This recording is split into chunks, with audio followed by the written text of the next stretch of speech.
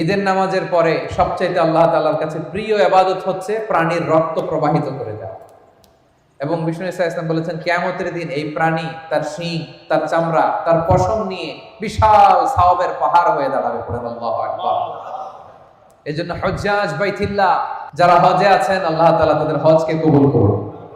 আমরা যারা কুরবানি করছি আল্লাহ তাআলা আমাদের কুরবানিকে কবুল করুন। এই কুরবানি এটা হতে হবে হালাল উপার্জন থেকে।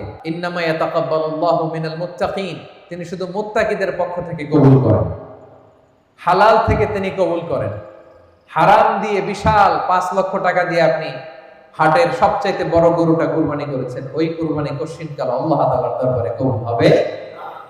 আর সামান্য কিছু অর্থের মালিক আপনি, একা একটা কুরবানি দেওয়ার সক্ষমতা নাই, হায়রে 7 জন মিলে ভাগে কুরবানি দিবেন, ওইটা আল্লাহর আরশে আগে কবুল হয়ে যাবে। এজন্য আমরা সবসময় হালালের সাথে থাকি। কিসের সাথে?